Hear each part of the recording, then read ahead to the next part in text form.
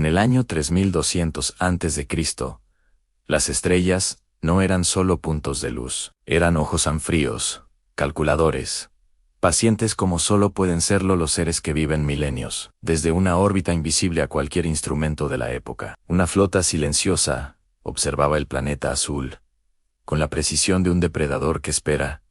No eran curiosos. La curiosidad implica emoción. Los Bael no tenían emociones, tenían objetivos. Y su objetivo número 18, en la lista de conquistas galácticas, era la Tierra. Los Bael llevaban existiendo como civilización espacial durante más de 20.000 años terrestres. En ese tiempo, habían aprendido algo fundamental sobre las especies inteligentes del universo. No era necesario destruirlas para dominarlas. La destrucción era cara, lenta, y dejaba mundos inútiles, llenos de escombros. Lo que los Bael habían perfeccionado era algo mucho más elegante, mucho más limpio, mucho más rentable. El método se llamaba, en su idioma, algo que traduciríamos aproximadamente como la apertura. Consistía en identificar en la especie objetivo una capacidad latente, dormida, sin desarrollar, una capacidad que existía en estado potencial en la biología del ser objetivo. Luego, mediante emisiones de frecuencias específicas, diseñadas en laboratorios de conquista, activaban esa capacidad de forma acelerada, artificial, controlada. Y antes de que la especie entendiera qué le había pasado, los Bael ya tenían el control de esa capacidad desde arriba. Era como enseñarle a nadar a alguien tirándolo al agua, pero haberle puesto cadenas invisibles en los tobillos antes del salto. En 17 mundos, el método había funcionado a la perfección. 17 civilizaciones que hoy servían al Imperio Bael, sin saber exactamente cuándo habían perdido su libertad. El mundo número 18 parecía el más fácil de todos. Los humanos eran primitivos, tribales, violentos entre sí, no tenían tecnología espacial, apenas empezaban a construir ciudades permanentes. Su esperanza de vida era corta, sus guerras eran frecuentes, sus recursos limitados. El analista jefe de la misión, un ser que en traducción aproximada llamaremos Ziradvel, presentó su informe al Consejo de Conquista con la confianza de quien ya sabe el resultado. La especie objetivo presenta un nódulo primario bien desarrollado, dijo. El nódulo primario era la región cerebral, que en todas las especies telepáticas servía como centro de transmisión y recepción mental. Las condiciones son óptimas para la apertura, continuó Ziradvel. Estimamos que en 3 generaciones terrestres, aproximadamente 100 años de su tiempo, la red telepática estará suficientemente activa para iniciar el protocolo de captura. ¿Alguna anomalía en los datos preliminares?, preguntó el consejero primero. Ziradvel dudó una fracción de segundo. Para los observadores Bael menos atentos, esa fracción pasó desapercibida. Para los más experimentados, fue una señal que en ese momento no supieron leer. El nódulo primario está más desarrollado de lo esperado en esta etapa evolutiva, dijo, pero lo atribuimos a una variante genética regional, sin implicaciones mayores en aprobado. Inicien la apertura. Las estaciones orbitales comenzaron a emitir, esa misma noche, frecuencias invisibles, inaudibles, indetectables, para cualquier tecnología humana, penetrando atmósfera, nubes, tierra, hueso, llegando directamente al cerebro de 8 millones de seres humanos esparcidos por el planeta, como una llave que se introduce en una cerradura que no sabes que tienes. Y la cerradura comenzó a girar, pero lo que había detrás de la puerta no era lo que los Bael esperaban encontrar. Dale like a este video si te enganchó desde el principio. Suscríbete al canal para no perderte ningún episodio de esta saga. Comparte con alguien que ame las historias de ciencia ficción épica. En una aldea a orillas del río Éufrates, una mujer llamada Ida se despertó antes del amanecer, no por un ruido, no por una pesadilla, por una sensación que no tenía nombre en su idioma, ni en ningún idioma de su tiempo. Era como si el mundo hubiera adquirido una nueva capa que antes no existía. Una capa que no se veía con los ojos, ni se tocaba con las manos. Se sentía con algo que estaba detrás de los ojos. Más adentro, más abajo, nada. Era curandera. Conocía el cuerpo humano mejor que nadie en su aldea. Conocía las plantas que aliviaban el dolor y las que lo provocaban. Conocía los sueños que anunciaban enfermedad y los que anunciaban recuperación. Pero esto era diferente a todo lo que había conocido. Salió de su tienda y caminó hacia el centro de la aldea. Y entonces sintió al viejo Hamur. Antes de verlo, sintió su dolor de espalda como propio. Sintió la preocupación de la joven Nari por su hijo enfermo como si fuera su preocupación. Sintió la satisfacción tranquila del pastor Enlil, durmiendo con sus animales. Era como escuchar, pero sin sonido, como ver, pero sin luz. Eida se quedó inmóvil en el centro de la aldea durante una hora larga, recibiendo, procesando, tratando de entender. A la mañana siguiente, llamó a los ancianos. Les habló de lo que había sentido. Los miró a los ojos mientras hablaba, y vio en sus rostros no confusión o reconocimiento. El anciano Yornamu dijo en voz baja: «Yo también lo sentí». A la anciana Quiz dijo: «Yo llevo 3 días sintiéndolo. Pensé que me estaba muriendo». El guerrero Sargat dijo: «An, lo sentí en la batalla hace una semana. Supe que Ketol estaba herido. Antes de que ningún mensajero llegara, fui hacia él, y era cierto». Eida los miró a todos. 5 personas. 5 experiencias similares. Todas en la última semana. «Algo ha cambiado», dijo simplemente. Los Vel, monitoreando desde órbita, registraron esta reunión con satisfacción técnica. La apertura progresaba exactamente según el protocolo. Los individuos más sensibles comenzaban a despertar. El siguiente paso sería la expansión gradual de la red. Luego vendría la introducción del receptor de control. Y luego, la captura. Ziratvel anotó en su diario de misión un progreso nominal. Sin anomalías, fue la última vez que pudo escribir esas palabras con honestidad, porque lo que Ida hizo a continuación no estaba en ningún modelo de conquista. Bael, en los 17 mundos anteriores, los primeros individuos que despertaban telepáticamente lo usaban para ventaja personal, para ganar poder, para acumular influencia. Era predecible, era útil para los Vel, porque creaba divisiones naturales en la red incipiente. Divisiones que ellos luego podían explotar para introducir su receptor de control. Ada no buscó ventaja personal. Ada empezó a enseñar. Reunió a los 5 que habían despertado y dijo: «Esto que sentimos es peligroso si lo usamos solos, es poderoso si lo usamos juntos». Comenzaron a practicar todas las noches, sentados en círculo, en silencio, aprendiendo a escuchar sin oídos, a sentir sin manos, a comunicar sin palabras. Y Ada estableció desde el primer día 3 reglas que ninguno recordaría haber elegido, pero que todos aceptaron, como si las hubieran llevado dentro toda la vida. Primera regla: nadie usa esta capacidad para engañar a otro. Segunda regla: si alguien sufre y lo sentimos, respondemos. Tercera regla: si alguien externo intenta entrar en la red sin permiso, lo sentiremos y lo rechazaremos. La tercera regla era la que los Vel nunca vieron venir, porque nadie le había dicho a Ida que era necesaria. Nadie le había advertido de ninguna amenaza externa. Su instinto colectivo la había formulado como si siempre hubiera estado ahí,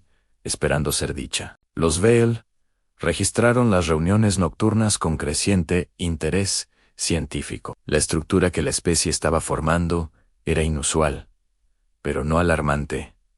Todavía no. Durante los primeros 10 años de práctica nocturna, el grupo de Ada creció despacio, no de forma agresiva, no reclutando, simplemente siendo, y las personas que tenían sensibilidad dormida comenzaban a sentir el grupo desde lejos, a acercarse con cautela, a preguntar a ser bienvenidas. Eida mantenía sus 3 reglas con una consistencia que se volvió legendaria. en la región. Nadie usaba la capacidad para engañar. Si alguien lo intentaba, era gentilmente apartado. Si alguien sufría, la red respondía.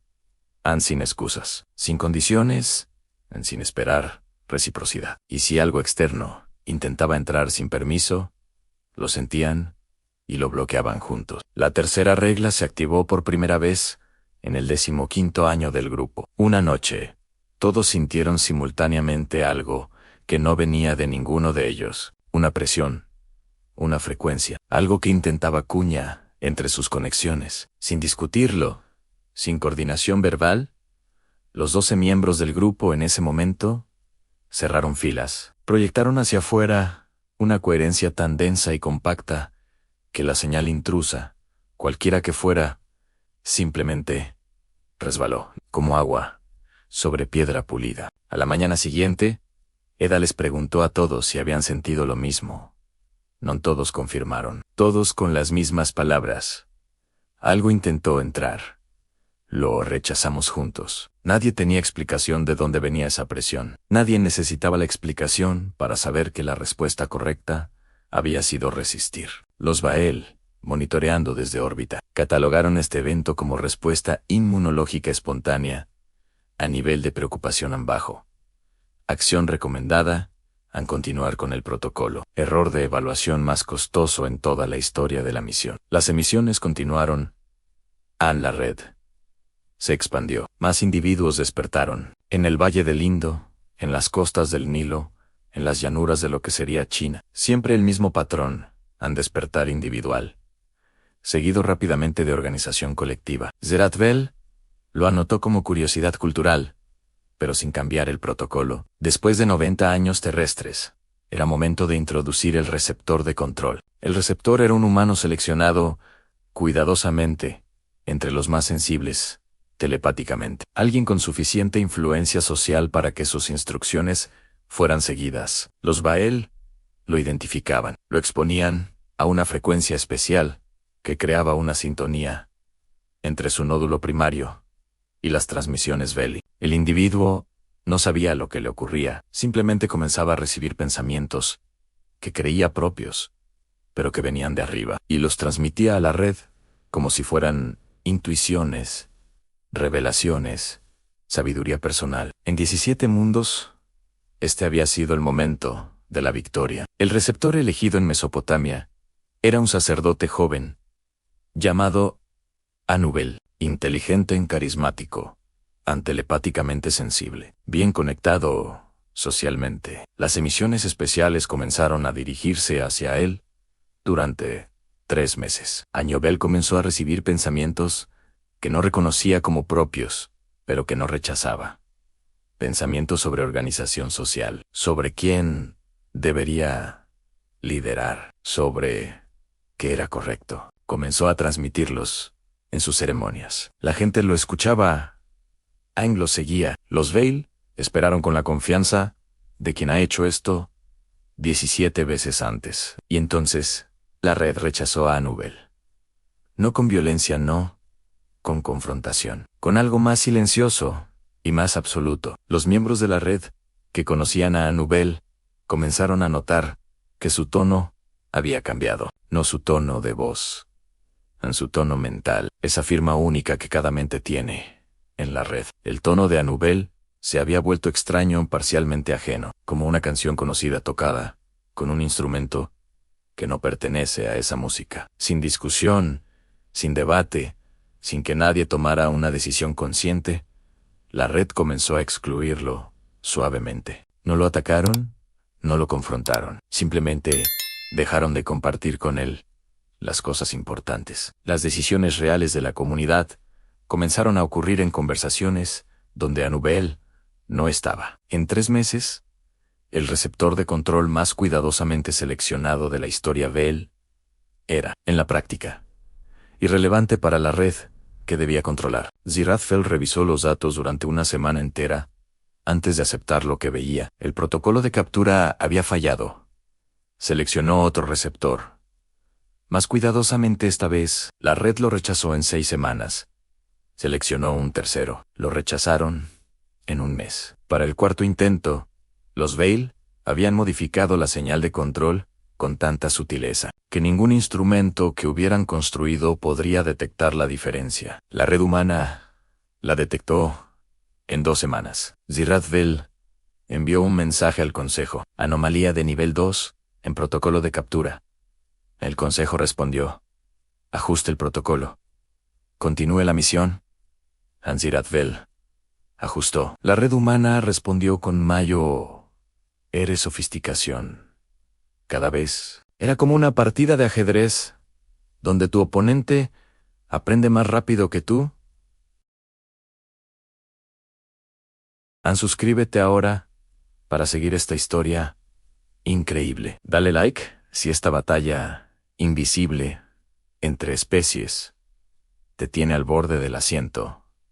Comparte el video con tus amigos, que todos escuchen esta historia. Pasaron 200 años. Las emisiones Bael continuaron sin pausa. La red telepática humana creció y se extendió por el planeta, pero nunca de la manera que los Bael necesitaban. En cada región, el patrón era el mismo. Los telepáticamente sensibles se organizaban, establecían protocolos de protección colectiva y desarrollaban mecanismos de rechazo hacia cualquier influencia que viniera de fuera de su red establecida. Los Vel intentaron 142 veces introducir un receptor de control. 142 veces fracasaron, pero los años pasaron y el problema no se resolvía, sino que se profundizaba. En el año 2800 a.C., el Imperio Vel había catalogado más de 300 eventos anómalos en la red telepática humana. Cada uno era diferente en sus detalles,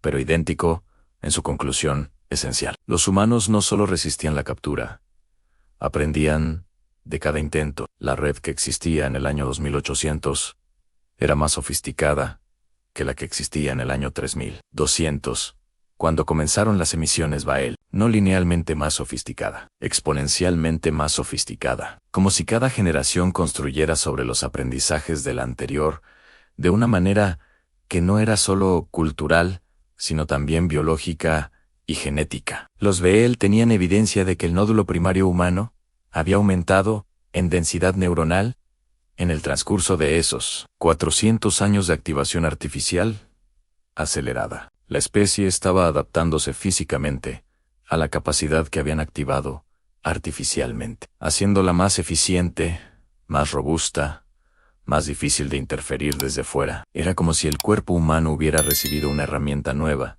y dijera sin palabras ansí: esto está aquí, lo vamos a usar de verdad, y lo vamos a mejorar cada día. Y lo estaba usando en maneras que los Bael no habían predicho. Zirathvel pidió una reunión de emergencia con todo su equipo científico. Los retrasos en los informes al Consejo ya no podían justificarse racionalmente. Algo estaba fundamentalmente mal en sus modelos y necesitaban entender que en el año 2900 a.C., Zirathvel convocó una reunión extraordinaria, no con el Consejo, con sus propios científicos, a bordo de la estación orbital. Necesito que alguien me explique, dijo, ¿por qué estamos fallando a la científica más joven del equipo, a quien llamaremos Sae en traducción? Levantó la voz. Era inusual. Los subordinados no contradecían a los superiores en la cultura Bael, pero Sae tenía datos que nadie más había analizado de esa manera. Creo que nuestro modelo fundamental está equivocado, dijo en silencio en la sala. Hemos asumido que la telepatía humana es una capacidad dormida que nosotros activamos, que somos los jardineros que plantaron la semilla y ahora queremos cosechar el fruto. Eso es exactamente lo que es, dijo Zirathvel. No, dijo Saen.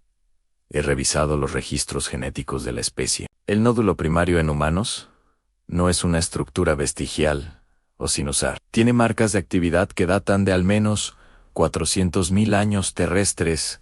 En silencio más profundo. ¿400.000 años?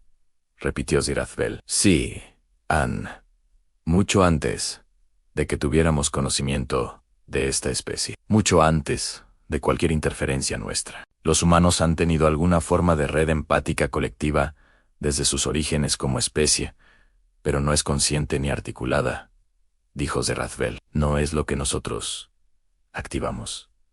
Correcto, lo que nosotros activamos es la versión consciente y articulada. Pero la arquitectura profunda de esa red ya existía. Ya tenía valores, ya tenía protocolos, ya tenía una función específica. ¿Cuál función? Supervivencia colectiva, dijo Sae-An. Los humanos evolucionaron en condiciones extremas, glaciaciones, predadores, escasez extrema, competencia brutal entre grupos. Los grupos que sobrevivieron fueron los que desarrollaron Mayo. Era cohesión interna, y esa cohesión, a lo largo de generaciones, fue codificándose biológicamente en Zeradvel. Procesó esto en silencio. ¿Está diciendo que su sistema de rechazo a nuestros receptores es instintivo? Está diciendo que es evolutivo, corrigió Saen. Es el mismo sistema que los hacía rechazar al miembro del grupo que actuaba contra los demás. El mismo que detectaba al traidor, al que tomaba más de lo que le correspondía, al que seguía instrucciones de un líder enemigo en lugar del bien colectivo. Ese sistema lleva 400.000 años perfeccionándose, y nosotros estamos intentando engañarlo, con 100 años de modificaciones de frecuencia. El silencio que siguió fue el más largo que Zeradvel había experimentado en su vida. ¿Cuál es su recomendación?, preguntó finalmente. Honestamente, dijo Sae, mi recomendación es que reconsideremos si esta especie puede ser conquistada mediante el método de la apertura Neso. No es una opción que pueda presentar al Consejo, dijo Zeradvel. Lo sé, dijo Sae. Pero es la verdad. Zeradvel la miró durante un momento largo. Prepare un informe completo con sus hallazgos. Lo enviaré al Consejo. El informe llegó al Consejo. Fue catalogado como anomalía de nivel 3. El Consejo ordenó continuar con el protocolo. Con ajustes. Siempre con ajustes. Los ajustes nunca funcionaron. Si esta historia te está impactando, dale like ahora mismo. Suscríbete al canal para no perderte ningún capítulo de esta saga épica. Comparte con todos tus conocidos que aman la ciencia ficción, HF, y mientras todo esto ocurría en otras partes del mundo, la red crecía de formas inesperadas. En el Valle del Indo, una comunidad de sacerdotes desarrolló lo que llamaban el río invisible, una práctica de meditación colectiva, donde varios individuos sincronizaban su percepción y compartían experiencias sensoriales y emocionales en tiempo real. No lo llamaban telepatía, porque esa palabra no existía en su idioma. Lo llamaban escuchar con el ser interior, o la conversación sin sonido. En sus rituales eran extraordinariamente precisos, estructurados, repetibles. Habían desarrollado, sin saberlo, el primer protocolo documentado de uso consciente de la red. En las costas del Mediterráneo Oriental, marineros fenicios reportaban algo que sus colegas de otras culturas confirmaban de forma independiente en el mar.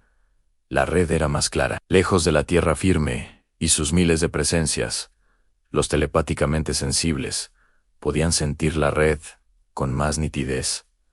Podían alcanzar más lejos. Podían conectar con más precisión. Algunos capitanes fenicios usaban esto conscientemente. Tenían a bordo personas que ellos llamaban los que escuchan el mar, aunque en realidad escuchaban la red y podían detectar tormentas emocionales en comunidades lejanas, o sentir la presencia de otros barcos más allá del horizonte visual. Los Vel monitorearon estos desarrollos con creciente preocupación científica. La red no solo resistía, se expandía, se sofisticaba, se diversificaba. En lugar de converger hacia una estructura única que pudieran capturar, se estaba volviendo más compleja, más distribuida, más imposible de centralizar. Era exactamente lo opuesto de lo que necesitaban para ejecutar el protocolo de captura. En el año 1500 a.C., el Imperio Vel tenía un problema sin precedentes. Llevaban 1700 años intentando conquistar un solo planeta preindustrial. En ese mismo tiempo, habían capturado y administrado exitosamente otros 6 mundos.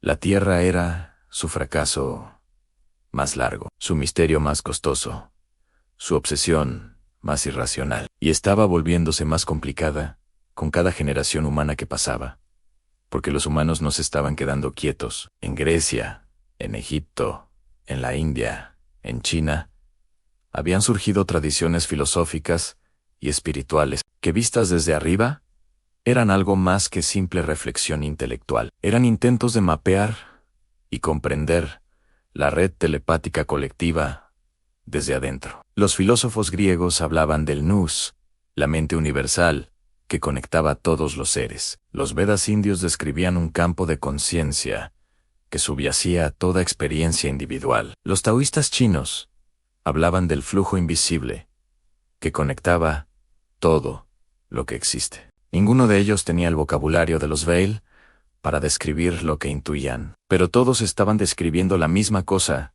desde diferentes ángulos. La red, Ansu-red, la que los Veil habían amplificado, pero no creado, y estaban aprendiendo a habitarla de forma cada vez más consciente. Y fue ese fracaso lo que llevó a los Veil a una decisión que cambiaría todo. Si no podían capturar la red desde fuera, intentarían mapearla desde adentro. Años de preparación siguieron. Los infiltradores fueron diseñados con extremo cuidado. No simplemente seres disfrazados de humanos, seres modificados genéticamente a nivel celular, con metabolismo humano, con química cerebral humana, con respuestas emocionales simuladas tan perfectas que podían pasar cualquier examen médico de la época. Pero había una cosa que la ciencia Bael no podía replicar completamente: la historia, el peso de una vida vivida, el registro de experiencias acumuladas que en la red telepática humana era parte inseparable de la firma de cada mente. Los humanos telepáticamente sensibles no leían pensamientos, leían texturas, profundidades, la riqueza o pobreza de la historia detrás de una mente. Y los infiltradores, sin importar cuán perfectamente construidos, tenían una historia de apenas décadas en lugar de una vida completa de experiencias. Esa diferencia era sutil, imperceptible para la mayoría, pero para los más sensibles era tan obvia como la diferencia entre un árbol joven y uno que lleva 100 años creciendo en el mismo suelo. Los primeros infiltradores llegaron a Mesopotamia, Egipto y el Valle del Indo. Todos fueron detectados. No todos de inmediato. Algunos tardaron años en ser identificados. Pero eventualmente, en cada caso, alguien en la red local lo sentía y lo señalaba, sin violencia, sin confrontación directa, con ese rechazo silencioso y absoluto que los humanos habían perfeccionado durante milenios como mecanismo de defensa colectiva. Y fue ese fracaso lo que llevó a los Veil a los ajustes que tampoco funcionarían. En Atenas, en el año 430 a.C., vivía un filósofo menor llamado Demetrios. No era Sócrates, no era Platón, no lo recordaría ningún libro de historia, pero era extraordinariamente sensible, y había dedicado su vida entera a estudiar lo que él llamaba el tono del alma. Su teoría era simple, pero profunda. Cada ser humano tiene una firma mental única, como una voz, pero no en el oído, en esa parte de ti que está detrás de la mente consciente. Y esa firma era imposible de falsificar, porque no era construida voluntariamente. Era el resultado de toda una vida de experiencias, emociones, decisiones y memorias. Era, en esencia, quien eras de verdad, no quien pretendías ser. Demetrios pasó años desarrollando su capacidad de leer esos tonos y se volvió extraordinariamente bueno en ello. Podía caminar por el ágora y saber sin preguntar quién tenía miedo, quién estaba mintiendo, quién cargaba culpa oculta, quién amaba sin decirlo. Fue esa capacidad la que lo salvó Rin, y que cambió todo. Una tarde de otoño, caminando hacia el puerto del Pireo, Demetrios se cruzó con un mercader, recién llegado de Oriente, bien vestido, un culto. Hablaba griego con acento extraño, pero fluidamente. Su nombre, dijo, era Lysander. Comerciaba en especias y metales raros. Demetrios extendió la mano, para saludarlo, como era costumbre. Y en el momento en que sus ojos se encontraron, Demetrios sintió algo que lo paralizó. No el tono vacío de un mentiroso, no la frialdad de alguien sin empatía. Algo diferente, algo que no tenía categoría en su experiencia. Era como intentar escuchar una canción y descubrir que lo que creías que era música era en realidad el sonido de alguien dibujando música en un papel, una representación perfecta de la forma externa de un alma humana, sin el contenido, sin el fuego, sin la historia detrás. Demetrios retiró la mano con una excusa suave y se alejó rápidamente. Esa noche no durmió. Al día siguiente, buscó a 4 personas de confianza, las que tenían el don más desarrollado. Les describió lo que había sentido sin usar palabras que pudieran sonar locas. Hay un hombre en el puerto. Quiero que lo observen desde lejos, no que hablen con él en solo, que lo sientan desde la distancia y me digan qué sienten. 3 días después, los 4 reportaron variantes de la misma experiencia. Ausencia de tono auténtico, presencia de simulación perfecta. Algo que no era de aquí. Demetrios reunió a los 5 y tomó una decisión que la historia nunca registraría. Este ser está estudiando nuestra comunidad, dijo. No sabemos quién es, ni de dónde viene, pero sabemos que no es lo que pretende ser, y sabemos que nos está observando. ¿Lo confrontamos?, preguntó uno. No, lo envolvemos, dijo Demetrios. La red humana de Atenas comenzó a operar en modo que nunca había necesitado antes. En lugar de excluir al ser extraño, lo rodearon con atención silenciosa. Lo siguieron con su percepción colectiva, a distancia segura. Mapearon sus movimientos, en sus contactos, sus patrones de comportamiento. Y en el proceso, mientras lo estudiaban, aprendieron algo sobre él, en algo que Demetrios describiría más tarde a sus discípulos como el ruido de sus cadenas SAN. Porque el ser que se hacía llamar Lysander no estaba libre. Recibía instrucciones. Se podía sentir el momento en que las recibía. Una especie de rigidez repentina, un silencio en su simulación de humanidad, como si alguien estuviera hablando a través de él en ese momento. Demetrios notó el patrón. Las instrucciones venían de arriba, no de otro humano en la ciudad, de arriba del cielo.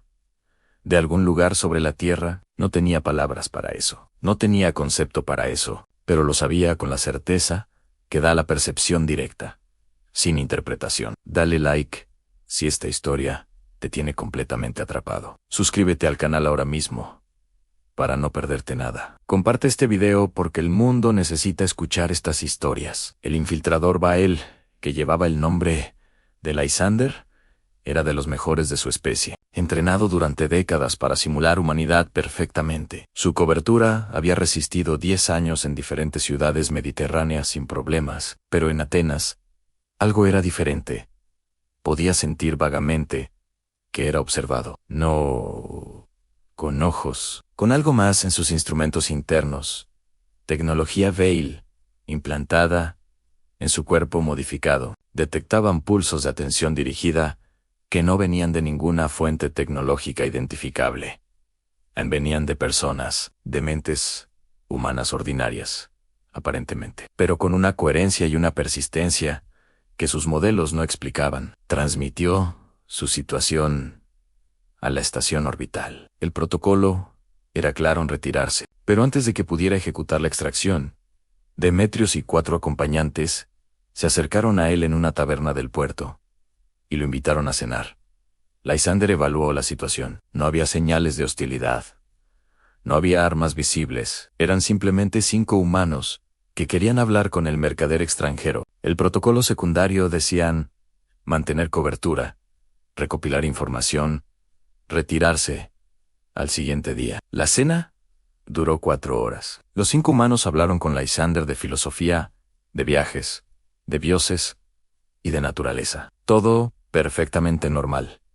Todo completamente inocente en la superficie. Pero durante toda la cena, Lysander sintió algo que activó sus protocolos de emergencia. Los 5 estaban haciendo algo mientras conversaban, sin signos externos perceptibles, sin ninguna acción visible, Estaban intentando entrar en contacto telepático con él, no agresivamente, no como ataque, como preguntas, como cuando extiendes la mano hacia algo que no entiendes, para ver si puedes sentir su temperatura o su textura.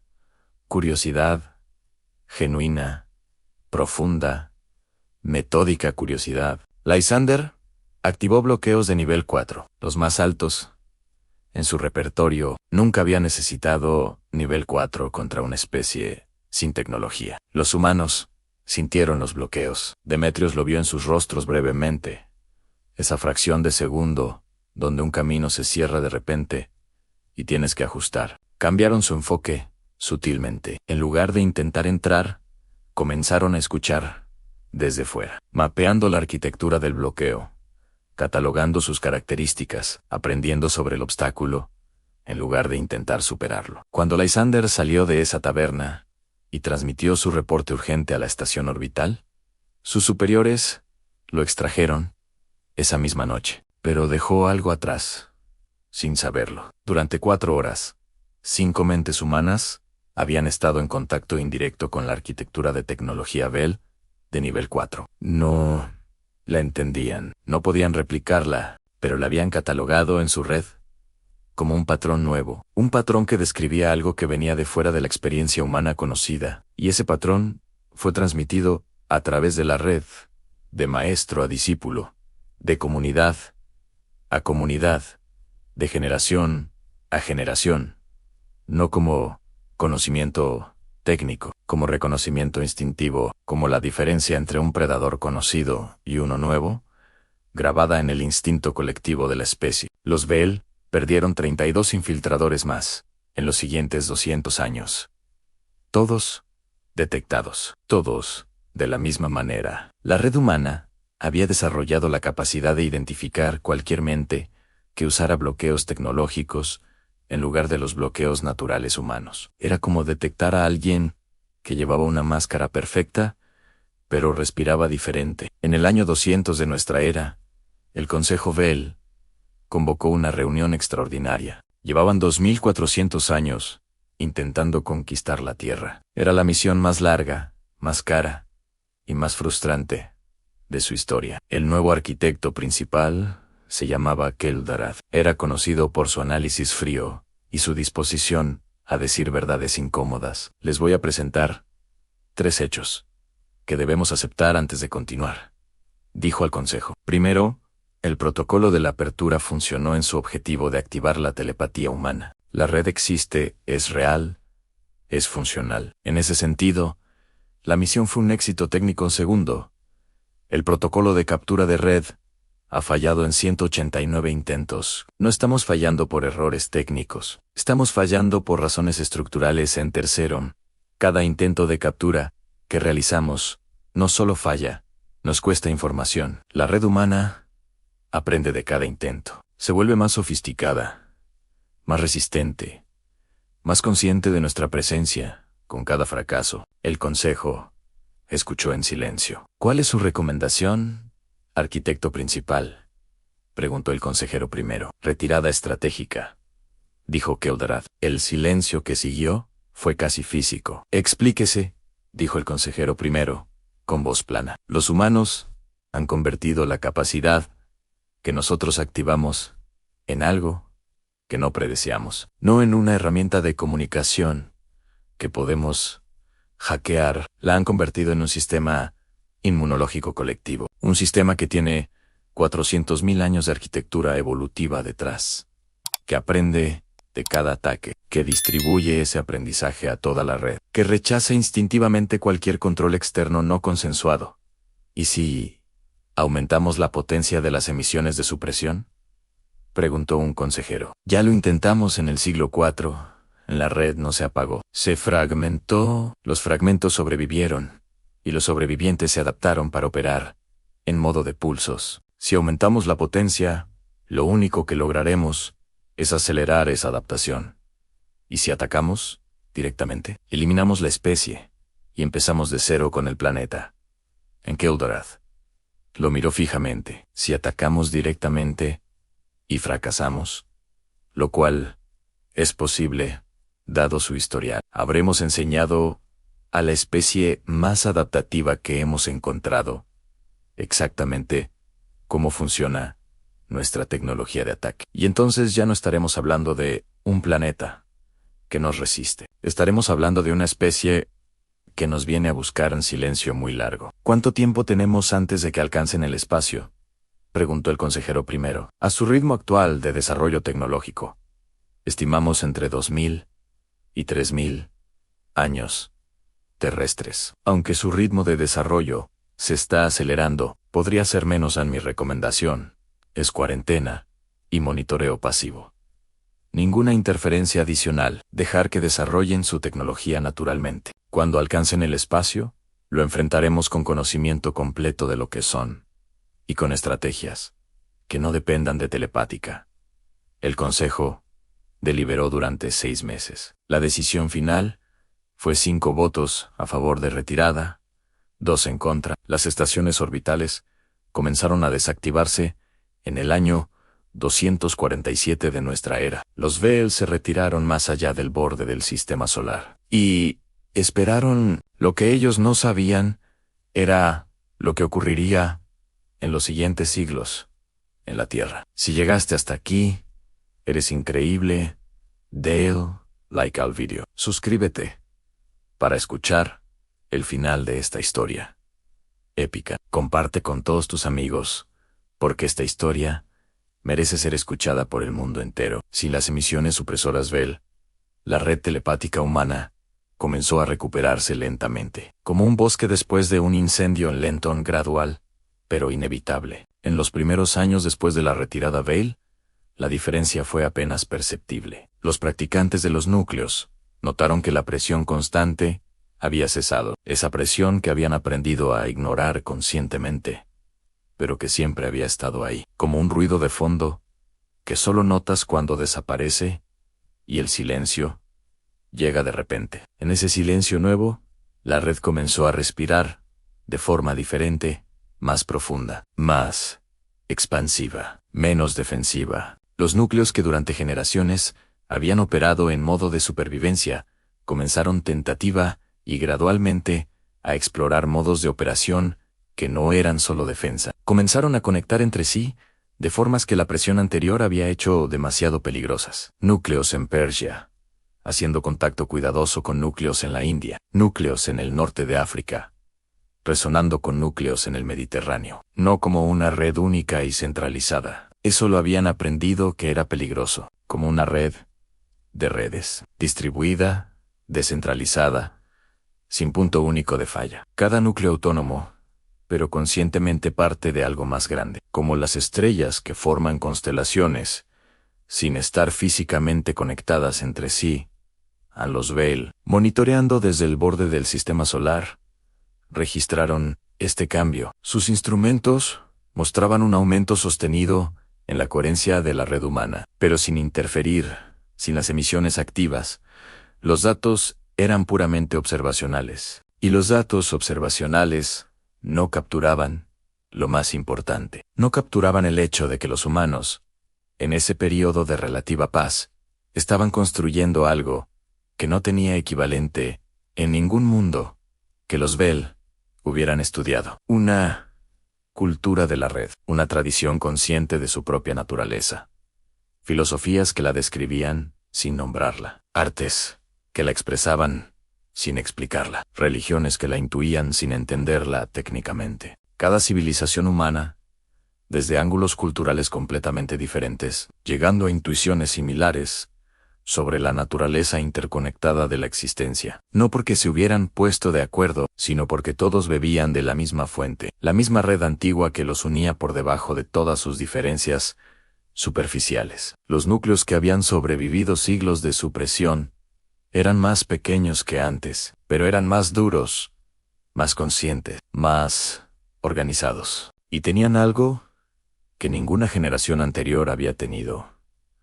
La memoria histórica de la amenaza, no en textos escritos, en transmisión directa, de mente a mente. Cada nuevo practicante, que era iniciado en un núcleo, recibía no solo habilidades, recibía el recuerdo vivido, colectivo, de lo que habían enfrentado. La sensación de las emisiones supresoras. El patrón de los infiltradores. La arquitectura de los bloqueos tecnológicos Veil.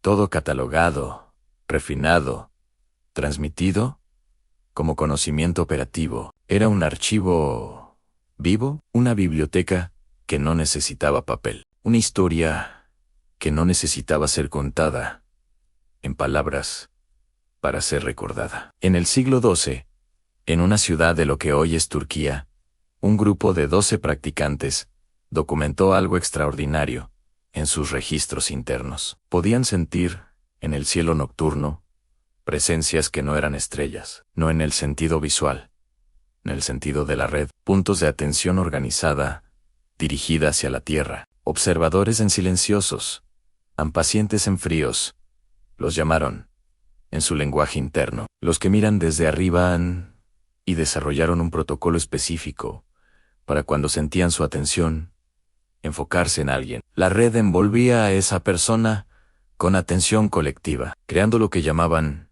niebla de almas, una densidad de presencia mental humana tan alta alrededor del individuo, que resultaba imposible para el observador externo distinguir un tono individual del colectivo. Camuflaje mental, desajolado, inchinquivamente, perfeccionado a través de generaciones. En el siglo XVI, la humanidad entró en su fase de expansión global y la red telepática enfrentó su mayor crisis interna. El mundo se conectaba físicamente, pero a un costo brutal. Conquistas, esclavitud, genocidio, millones de personas muriendo en violencias sistemáticas. Los telepáticamente sensibles lo sentían todo, no como noticia, como experiencia directa. El dolor de una comunidad destruida al otro lado del mundo llegaba a la red, con la misma intensidad que el dolor de alguien en la misma habitación. Muchos abandonaron sus capacidades, las suprimieron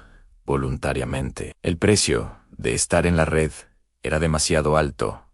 Cuando la red absorbía tanta agonía, los núcleos se redujeron, los más sensibles se retiraron, pero los que permanecieron aprendieron algo crucial. En ese período de oscuridad, la red no era solo un sistema de defensa, ni solo un canal de comunicación, era también un sistema de memoria colectiva del sufrimiento. Y esa memoria no era un peso inútil, era información esencial. Recordar el sufrimiento masivo, sentirlo colectivamente, procesarlo en la red, era la diferencia entre una especie que aprende de su historia y una que la repite sin fin. La red era la memoria emocional de la humanidad, el archivo de lo que habían vivido, no solo como datos, sino como experiencia, y esa función la hacía imposible de reemplazar, imposible de abandonar completamente, aunque doliera, aunque pareciera insoportable. Los Veil, mientras tanto, monitoreaban el desarrollo tecnológico humano con creciente inquietud, la revolución industrial, la electricidad, el motor de combustión, la radio, el avión. Cada salto tecnológico acortaba el tiempo estimado para el contacto espacial. En el año 1750, los modelos Vele proyectaban contacto espacial en 1000 años. En el año 1850, revisaron esa proyección a 300 años. En el año 1900, la proyección era de menos de 100 años. La velocidad de desarrollo humano no era lineal, era exponencial. Y cada vez que los Veil ajustaban sus modelos, el ritmo de aceleración los sorprendía. Era como intentar predecir la velocidad de una avalancha que se va haciendo más grande mientras cae por la montaña. El observador principal Veil, en esa época, un ser que llamaremos Telsor, escribió en su informe oficial del año 1910 estas palabras: la especie objetivo ha alcanzado un punto de inflexión tecnológica. Su capacidad de acumulación y aplicación de conocimiento supera cualquier precedente en nuestra base de datos de especies preespaciales. Lo que en otras especies tomó 3 a 5 milenios, esta especie lo está logrando en siglos. Recomiendo que el Consejo considere si la política de monitoreo pasivo sigue siendo viable, dado el ritmo de convergencia hacia capacidades de viaje espacial. El Consejo consideró el informe. Mantuvo la política de monitoreo pasivo, pero Telsor había señalado algo que nadie quería decir en voz alta, que los Vale estaban perdiendo la ventaja temporal que asumían que siempre tendrían. Y cada salto tecnológico venía acompañado de algo más que los Vale no esperaban. Los mismos saltos tecnológicos que acortaban la brecha espacial también creaban nuevas formas de conexión colectiva humana: el telégrafo, el teléfono, la radio, la televisión, redes artificiales de comunicación que complementaban la red telepática natural. Los Bell vieron esto como redundante, irrelevante. No entendieron lo que estaba pasando hasta mucho después. Lo que estaba pasando era que los humanos estaban construyendo, con cables y señales de radio y transistores de silicio, la misma estructura que los Bell habían intentado crear con emisiones telepáticas. Una red global de mentes conectadas, y a diferencia de la red telepática, esta red artificial era visible, estudiable, expandible. Cada nuevo medio de comunicación que los humanos desarrollaban añadía una capa a esa red artificial, y la red artificial y la red telepática natural comenzaron a resonar entre sí, de forma dramática, no de forma que ningún científico pudiera medir en ese momento, pero los practicantes de los núcleos lo sentían. Una amplificación, una extensión, una nueva posibilidad, como si la red que habían construido durante millones de años de repente tuviera un exoesqueleto tecnológico que la hacía más grande, más rápida. En el año 1945, cuando la primera explosión nuclear iluminó el desierto de Nuevo México, los Vale, en el borde del sistema solar, recibieron la señal con alarma inmediata. La especie ha alcanzado capacidad de destrucción masiva, reportó el observador principal. Revisamos las proyecciones. Contacto espacial básico estimado en 20 a 50 años. El Consejo se reunió. Discutieron y decidieron mantener la política de monitoreo pasivo, pero doblaron el número de observadores en el borde del sistema y pusieron en estado de alerta todas sus estaciones de monitoreo telepático. Porque si la red humana alcanzaba cierta coherencia antes de que llegaran al espacio, la cuarentena se volvería imposible de mantener. Dale like si quieres que esta historia continúe para siempre. Suscríbete ahora mismo, es gratis y apoya mucho este canal. Comparte con todos los que conoces que merecen escuchar esto. El año 2024 en la Tierra era, desde la perspectiva Bell, el año de mayo, era tensión en su historia de monitoreo del planeta. Los humanos habían llegado al espacio décadas atrás. Tenían satélites por millares, estaciones orbitales, sondas que habían salido del sistema solar. Tenían internet, 8.000 millones de personas conectadas en una red global de información. Tenían redes sociales donde los pensamientos, las emociones y las ideas viajaban, literalmente, a la velocidad de la luz, de un extremo del planeta al otro, donde un evento en un continente generaba respuesta emocional en otro, en segundos, donde millones de mentes podían sincronizarse alrededor de un evento en tiempo real. La nueva arquitecta principal, Selbrith, tenía 40 años de experiencia en monitoreo. Era considerada la mayor experta en psicología humana de toda la civilización Bell, y estaba asustada en la medida en que los Bael podían estarlo. No por la tecnología humana, eso era manejable, por algo que sus modelos no habían predicho correctamente. La red telepática natural y la red digital artificial estaban sincronizándose. No completamente, no todavía, pero en individuos específicos, dispersos por el planeta.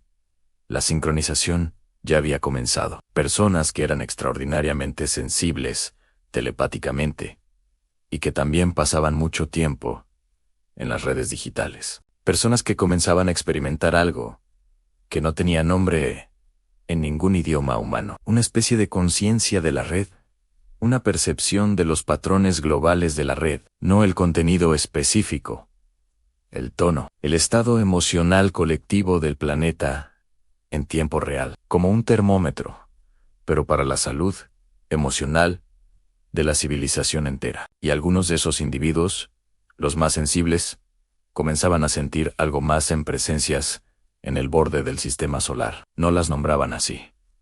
No tenían ese contexto, pero publicaban en sus redes sociales sobre una sensación de ser observados desde afuera sobre algo que está ahí fuera, que no es natural, sobre patrones en los datos de la red que parecen tener una intención detrás. Individualmente, esos posts eran ignorados como paranoia o creatividad excéntrica. Colectivamente, la red telepática los estaba integrando. Selfridge vio el patrón con claridad aterradora. Los humanos estaban construyendo un mapa de la presencia Veil, sin tecnología, sin instrumentos, con la red que llevaba 4 milenios desarrollando, y ese mapa, una vez completo, sería compartido instantáneamente con los 8.000 millones. Y cuando 8.000 millones de mentes humanas supieran que alguien las había estado observando, intentando controlarlas, fallando,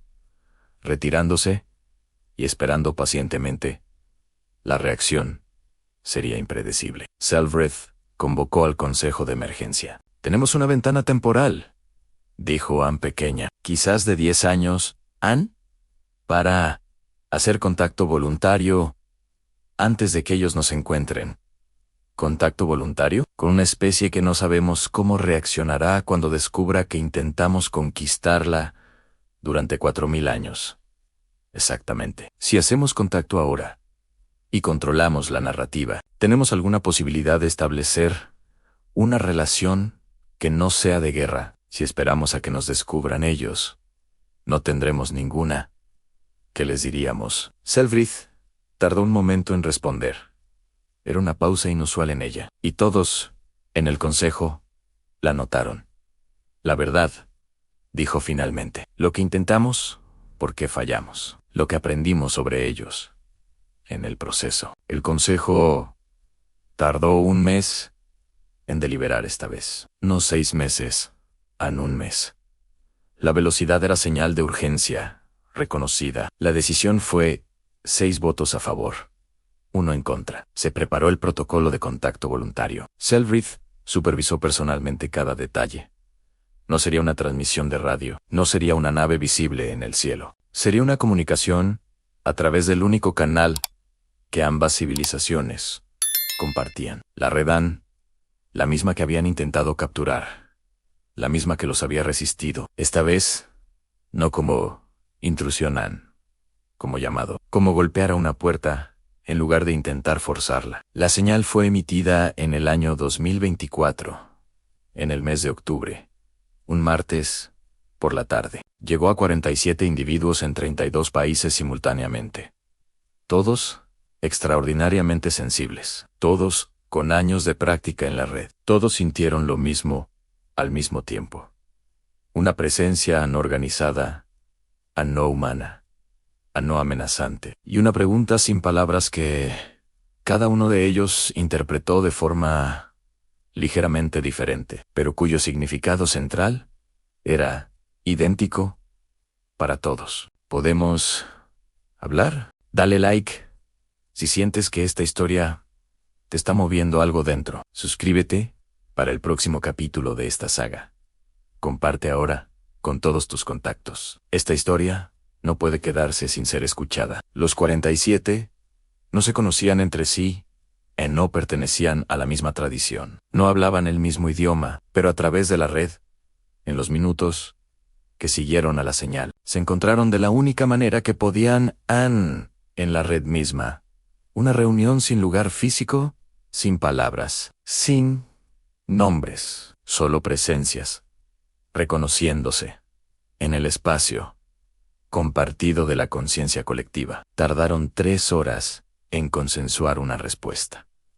No porque hubiera desacuerdo sobre qué responder, sino porque querían asegurarse de que la respuesta fuera de toda la red, no de 47 individuos, de todos los que podían alcanzar. En esas 3 horas, la señal de respuesta humana pasó a través de la red, de nodo a nodo, de practicante a practicante, de núcleo a núcleo, en todo el planeta, no como votación, como resonancia, como cuando una nota musical hace vibrar otras cuerdas en la misma frecuencia. Los que podían sentirla la sintieron. Los que podían responder, respondieron. La señal de respuesta que los 47 transmitieron, finalmente, no era de 47 individuos. Era la suma coherente de miles de mentes sincronizadas alrededor del planeta. Una señal de una potencia y coherencia que los instrumentos de Selfridge registraron con lo que en un Bael podríamos llamar asombro. El mensaje era simple, directo, sin hostilidad, pero sin ingenuidad. Lo sabemos desde hace tiempo. Sabemos lo que intentaron. Sabemos que están ahí. Estamos dispuestos a hablar. Pero en términos iguales, Selfridge lo recibió y tardó un largo momento en procesarlo. 4000 años de historia comprimidos en ese intercambio de señales. 4000 años de fracasos, de adaptaciones humanas, de resistencia tenaz y silenciosa. Y ahora esto, una especie que todavía no viajaba entre estrellas, que todavía tenía guerras en su superficie, que todavía luchaba con sus propias divisiones, pero que tenía una red colectiva tan profunda y tan antigua, que había resistido durante milenios la más sofisticada tecnología de conquista galáctica, y que ahora, en lugar de atacar, en lugar de huir, en lugar de ignorar, extendía la mano y decía: hablemos. Selfridge transmitió su respuesta al consejo. En pocas palabras, los humanos están listos. Nosotros somos los que necesitamos prepararnos. A la preparación tomó 6 meses terrestres. No preparación tecnológica, preparación conceptual. Porque los Beel, en toda su historia de conquista, nunca habían tenido que hacer esto. Nunca habían tenido que acercarse a otra civilización como iguales. Siempre habían llegado como jardineros, como pastores, como ingenieros de mundos ajenos. Nunca como visitantes que pedían permiso para entrar. El protocolo que Selfridge diseñó era radicalmente diferente a cualquier protocolo anterior. No una nave visible en el cielo que causara pánico masivo. Una reunión pequeña e íntima en un lugar acordado mutuamente, con los representantes que la red humana eligiera por sí misma. No con gobiernos, no con instituciones de poder, con los que habían sido los guardianes de la red, los herederos de Eda y Demetrios, y todos los que habían mantenido viva la resistencia, los núcleos. La reunión ocurrió en un lugar que los Veli propusieron, y los humanos aceptaron, un punto en el Océano Índico. Lejos de cualquier costa, una pequeña nave Beel descendió en silencio en la oscuridad antes del amanecer, y esperó. Los preparativos del lado humano habían sido igualmente meticulosos. La red había tardado semanas en elegir a sus representantes, no mediante votación, mediante consenso de la red misma. Personas que emergieron naturalmente cuando la pregunta fue planteada en la red colectiva: ¿quién debería ir? No los más poderosos telepáticamente, no los más entrenados, los más equilibrados, los que llevaban dentro de sí la mayor amplitud de experiencia humana. Una mujer de 70 años de un pueblo costero de Tanzania, que había pasado su vida cuidando enfermos y enseñando a niños tan silenciosa, tan profunda, como un lago antiguo. Un hombre de 45 años, de una ciudad del norte de India, músico y matemático, que veía patrones donde otros veían caos. Una joven de 28 años de México, activista y poeta, que llevaba en su cuerpo el peso y la esperanza de generaciones de resistencia. Un anciano de 80 años de Japón, monje zen, que había pasado décadas aprendiendo el arte de estar completamente presente en cada momento. Una científica de 40 años de Suecia, neuróloga, que había dedicado su carrera a intentar entender con instrumentos lo que la red le decía con mayor precisión. Un niño de 12 años de Brasil, el más joven, cuya sensibilidad era tan extraordinaria que la red había insistido en su inclusión contra el juicio de los adultos. Los 6 llegaron en un bote, pequeño remado, en silencio por la oscuridad previa al amanecer. No hablaron durante el viaje, no era necesario. Estaban en la red, todos conectados, todos sintiendo la presencia de la nave que esperaba, y todos sintiendo algo más, a la red entera, detrás de ellos. Millones de mentes conectadas en ese momento de formas que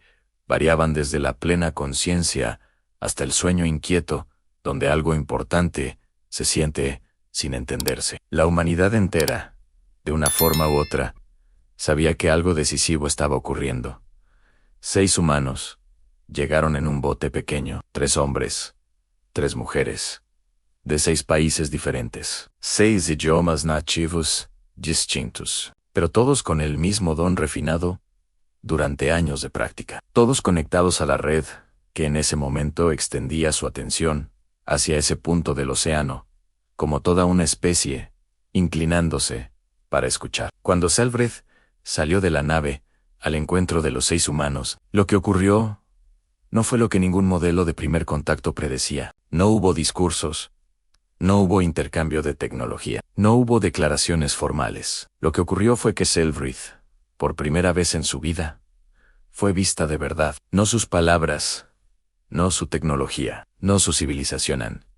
Ella en su patrón mental, en su firma, su tono. Los 6 humanos la miraron con esa capacidad que su especie había construido durante milenios, y vieron lo que era, no un conquistador, no una amenaza, una mente antigua, brillante, fría, curiosa y profundamente sola. Una mente que había pasado 4000 años estudiando la calidez humana desde afuera y nunca había entendido del todo por qué no podía replicarla. La mujer que representaba a los núcleos del hemisferio sur fue la primera en hablar no en palabras. A través de la red envió no un mensaje, sino una experiencia, un fragmento de la red humana. El peso de millones de conexiones, el calor de cuidado mutuo acumulado durante generaciones, la riqueza incomprensible de existir como parte de algo más grande que uno mismo. Selbrecht lo recibió, y por primera vez en 4000 años de historia Bell en la Tierra, algo cruzó en la dirección opuesta a la que habían planeado o no control, no conquista, comprensión. Andale. Like. Si esta historia te llegó al alma, suscríbete al canal para más historias épicas como esta.